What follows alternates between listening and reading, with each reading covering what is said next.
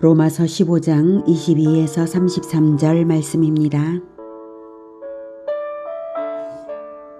그러므로 또한 내가 너희에게 가려 하던 것이 여러 번 막혔더니 이제는 이 지방에 일할 곳이 없고 또 여러 해 전부터 언제든지 서바나로 갈 때 너희에게 가기를 바라고 있었으니 이는 지나가는 길에 너희를 보고 먼저 너희와 사귐으로 얼마간 기쁨을 가진 후에 너희가 그리로 보내주기를 바람이라.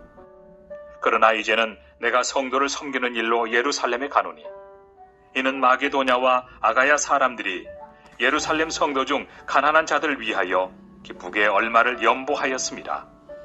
저희가 기뻐서 하였거니와 또한 저희는 그들에게 빚진 자니 만일 이방인들이 그들의 영적인 것을 나누어 가졌으면 육적인 것으로 그들을 섬기는 것이 마땅하니라.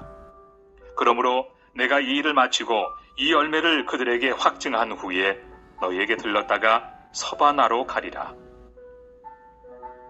내가 너희에게 나아갈 때 그리스도의 충만한 복을 가지고 갈 줄을 아노라.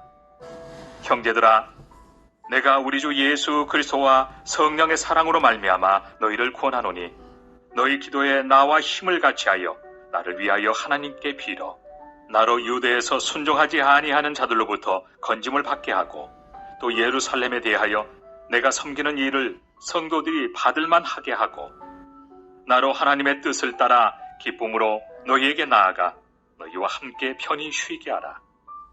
평강의 하나님께서 너희 모든 사람과 함께 계실지어다. 아멘. 사랑하는 형제 여러분, 11월 12일 금요일 저녁 묵상에 오신 것을 환영합니다. 바울이 한 번도 본 적이 없는 로마 교회에 로마서 편지를 쓴 이유는 첫 번째로 이방인을 위한 복음의 제사장이기 때문에 썼고요. 두 번째, 로마 교회가 복음을 알고 있지만 다시 구원의 은혜를 깊이 생각나게 하기 위해서 썼습니다. 셋째로는 구원의 은혜를 깊이 깨달은 로마 교회가 바울과 교제를 한 후에 서바나로 파송해 주기를 바라고 썼습니다. 오늘 이 세 번째가 나오죠. 21절까지는 그래서 미개척지를 지향하는 선교 마인드를 밝혔습니다. 15장 21절까지 그랬고요. 자, 이제 22절. 그러므로 또한 내가 너희에게 가려 하던 것이 여러 번 막혔더니 지금까지 진행 중인 개척 전도의 일이 완료되지 않은 것도 있고 또 유대인들의 방해로 인해 선교 사역이 지체되는 일들도 있어서 로마로 가기를 바라지만 못 갔던 일이 많았습니다. 그리고 지금도 역시 아직 못 가고 있는 형편이죠. 23절. 이제는 이 지방에 일할 곳이 없고 또 여러 해 전부터 언제든지 서바나로 갈 때에 너희에게 가기를 바라고 있었으니 이제는 이 지방에 일할 곳이 없고 로마서를 기록한 장소는 이 지방 고린도입니다. 이미 고린도 교회를 개척한 마당이므로 더 머물러 있을 필요가 없다고 판단한 것입니다. 또 여러 해 전부터 언제든지 서바나로 갈 때에 너희에게 로마 교회에 가기를 바라고 있었으니 새로운 선교지로 서바나를 생각하고 있는데요. 그 전진기지 확보차 로마 교회를 방문하고자 하는 것입니다. 24절. 이는 지나가는 길에 너희를 보고 먼저 너희와 사귐으로 얼마간 기쁨을 가진 후에 너희가 그리로 보내주기를 바람이라. 이렇게 로마로 가고자 하는 것은 로마 교회를 목회하고자 하는 것이 아니라 서바나로 가는 경유지로서 로마 교회에서 믿음의 역사들을 간증도 하고 신령한 은사들을 나누며 기쁨을 누린 후에 파송받기를 바란다는 것입니다. 이것은 이미 1장에서도 밝힌 바가 있습니다. 로마서 1장 11에서 13절. 내가 너희를 보기를 간절히 원하는 것은 어떤 신령한 은사를 너희에게 나누어 주어 너희를 견고하게 하려 함이니 이는 곧 내가 너희 가운데서 너희와 나의 믿음으로 말미암아 피차 안위함을 얻으려 함이라. 형제들아, 내가 여러 번 너희에게 가고자 한 것을 너희가 모르기를 원하지 아니하노니 이는 너희 중에서도 다른 이방인 중에서와 같이 열매를 맺게 하려 함이로되 지금까지 길이 막혔도다. 이렇게 로마를 거쳐 서바나로 가고자 하는 마음이 간절했지만 그보다 먼저 해야 할 일들이 있었는데요. 그 일은 예루살렘 교회에 헌금을 보내는 일이 먼저 급했기 때문입니다. 25절. 그러나 이제는 내가 성도를 섬기는 일로 예루살렘에 가노니. 네. 예루살렘에 마게도냐. 자, 26절까지 읽죠. 이는 마게도냐와 아가야 사람들이 예루살렘 성도 중 가난한 자들을 위하여 기쁘게 얼마를 연보하였음이라. 네, 마게도냐에는 빌립보 교회가, 아가야에는 고린도 교회가 대표적인 교회인데요. 그들은 당시 예루살렘 교회가 흉년으로 인한 기근을 겪고 있어서 이방인 교회들이 자발적으로 헌금을 한 것입니다. 이러한 헌금이 합당하고 마땅한 것임을 이 기회에 로마 교회에도 가르칩니다. 27절. 저희가 즉 마게도냐와 아가야의 교회들이 기뻐서 예루살렘 교회를 위하여 연보를 헌금을 했거니와 또한 저희는 그들에게 빚진 자니 예루살렘 교회에 빚진 자니 만일 이방인들이 그들의 예루살렘 교회의 영적인 것을 나눠 가졌으면 육적인 것으로 그들을 섬기는 것이 마땅하니라. 예루살렘 교회에 헌금을 하는 것이 마땅한 이유는 이방인 교회들이 구원받을 수 있었던 것이 예루살렘 교회로부터 흘러나온 복음을 들었기 때문입니다. 그래서 재정적으로 빚진 일이 없지만 영적인 빚, 복음의 빚, 사랑의 빚을 진 자로서 마땅히 구제 헌금을 해야 한다는 것을 가르치고 있습니다. 그렇다고 복음을 받았다고 값을 내라는 뜻이 아니고요. 예루살렘 교회가 기근에 시달리고 있는 터라서 그렇습니다. 28절. 그러므로 내가 이 일을 마치고 이 열매를 그들에게 확증한 후에 헌금을 공식적으로 확실하게 전달을 한 후에 라는 의미도 있고요. 이 열매를 그들에게 확증한다. 이 열매를 그들에게 확증한다는 것은 사실 재정을 열매라고 하는 것은 아니죠. 재정이 아니라 이방인 교회를 개척한 선교의 열매, 바울의 선교 열매를 예루살렘 교회에 확인시켜 주겠다는 뜻이 들어 있습니다. 헌금을 전달받는 그들의 눈에 이방 선교의 열매가 어떠한지 짐작되고 확인될 것이기 때문입니다. 그런 후에 마침내 너희에게 들렀다가 서바나로 가리라. 사도 바울이 실제로 서바나 선교를 했는지는 성경에 기록되지 않아서 확인은 되지 않습니다. 그러나 1세기에 살았던 교부 크레멘트가 고린도 교회에 보낸 편지에 의하면 바울이 서방의 끝에 도달했다라는 말이 있습니다.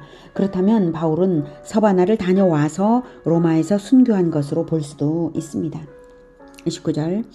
내가 너희에게 나아갈 때에 그리스도의 충만한 복을 가지고 갈 줄을 아노라.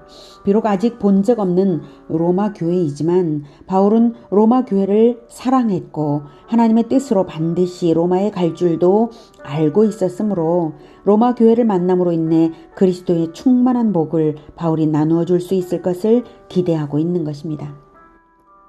예수님은 마태복음 13장의 여러 천국 비유들의 말미에 한 가지 중요한 비유를 말씀하셨는데요. 그것은 하나님의 말씀을 가르치는 자를 통하여 하나님의 말씀을 가르치는 자와의 말씀 교제를 통하여 하늘 곳간에 충만한 것을 나눠받을 수 있다는 의미가 담긴 비유입니다.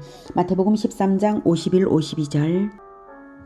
이 모든 것을 깨달았느냐 하시니 대답하되 그러하오이다. 예수께서 이르시되 그러므로 천국의 제자된 서기관마다 마치 새 것과 옛 것을 그 곳간에서 내오는 집주인과 같으니라. 서기관은 성경 교사죠. 천국의 제자된 서기관마다 즉 천국 건설을 하는 제자화의 주역으로서 성경 교사인 사람들은 성경의 진리를 나누어 주는 사람들입니다. 그들이 나누어 주는 것은 구약 성경과 신약 성경의 진리인데요. 예수님은 그것이 바로 하늘 곳간의 풍요를 나누어 주는 것이라고 말씀하시는 것입니다. 예수 제자 성경 교사들의 권세가 어떤 것인가 하면 마치 집주인처럼 하늘 곳간의 집주인처럼 마음껏 자기에게 찾아와 가르침을 받는 제자들에게 풍요를 내줄 수 있다는 것입니다. 하늘 곳간의 풍요가 흘러가는 줄기는 제자화의 줄기입니다. 그 줄기를 따라 풍요가 함께 흘러가는 것입니다. 영적 자원을 나누어 줄 때 지적 자원, 문화적 자원, 재정적 자원들이 천국 건설자들인 예수 제자 성경 교사들에게로부터 퍼날라지는 것입니다. 그들이 퍼날라 주는 것입니다. 천국의 제자된 서기관마다라고 했잖아요. 서기관이 다른 어떤 자원을 가지지 않아도 그저 영적 자원만 나눠주는 것인데도 천국의 제자된 서기관마다 하늘 곳간에서 다양한 자원들을, 필요한 자원들을 내주는 셈입니다. 그래서 바울은 로마 교회와의 말씀 교제를 통하여 로마 교회를 충만하게 해주실 하나님의 일이 기대되는 것입니다. 그리고 마지막으로 바울의 사역을 위해 중보 기도를 요청합니다. 30절. 형제들아, 내가 우리 주 예수 그리스도와 성령의 사랑으로 말미암아 너희를 권하노니 너희 기도에 나와 힘을 같이하여 나를 위하여 하나님께 빌어 나로 유대에서 순종하지 아니하는 자들로부터 건짐을 받게 하고, 유대인들이 늘 바울을 박해하고 있었기 때문에 예루살렘에 갈 때마다 긴장될 수밖에 없어요. 그래서 중보기도를 요청하는 거죠. 또 예루살렘에 대하여 내가 섬기는 일을 성도들이 받을 만하게 하고, 예루살렘 교회 성도들도 유대적 편견을 가진 사람들이 많아서 바울에 대한 오해를 자칫 하게 된다면 헌금을 거부하는 일이 있을까봐 염려가 되고 있는 거예요, 바울은. 그래서 헌금을 거부하지 않고 그들이 받도록 기도해달라는 것이죠. 32절. 나로 하나님의 뜻을 따라 기쁨으로 너희에게 나아가 너희와 함께 편히 쉬게 하라. 그렇게 사역을 성공적으로 완수하고 나서 로마로 가서 만날 것을 기대하고, 또한 오랜 선교와 박해 중에 있는 바울은 이제 평안과 위로를 받아 안식을 얻어야 합니다. 33절. 평강의 하나님께서 너희 모든 사람과 함께 계실지어다. 아멘. 로마 교회와 바울을 인도하실 하나님은 평강으로 인도하실 평강의 하나님이십니다. 평강의 축복은 가장 중요하고 기본이 되는 축복이죠. 예수님께서 부활하신 후에 11제자들을 찾아왔을 때 첫 마디로 하신 말씀이 바로 평강이 있을지어다 입니다. 평강이 기본입니다. 그리고 가장 중요하죠. 예수 제자의 모든 사역은 평강 가운데서 성공하는 것입니다. 이 부분이 마지막 인사는 아니고요. 다음 장인 16장을 마지막으로 로마서는 마무리됩니다. 오늘은 복음, 즉 영적인 복을 나누어 받은 자들은 마땅히 재정적인 복도 나누어 줌으로써 받은 은혜를 갚는 것이 마땅하다는 것을 배웠습니다.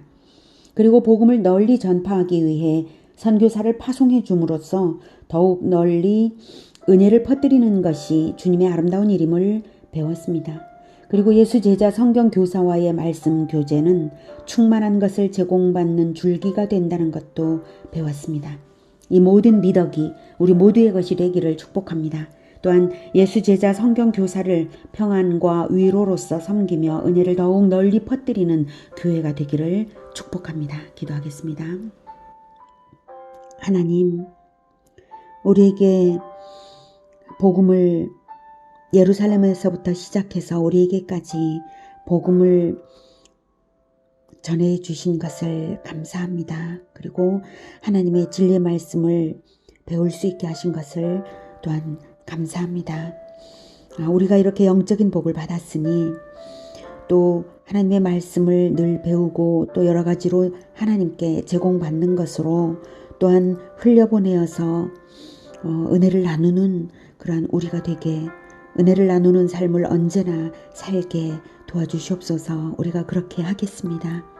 그래서 늘 선교사를 파송하고, 그리고 영적인 복과 또 재정적인 충만함과 모든 하나님께서 주신 모든 복을 나누어 주는 자들이 되고 늘 하나님께 받는 그러한 축복 가운데 있게 하여 주시옵소서. 늘 예수제자 성경교사를 배출하는 교회가 되게 하고 늘 예수제자 성경교사와 함께 하늘 곳간에 충만한 것을 늘 나누는 그런 교회가 되게 하여 주시옵소서. 예수님의 이름으로 기도드립니다. 아멘. 이어지는 시간은 개인 기도 시간입니다.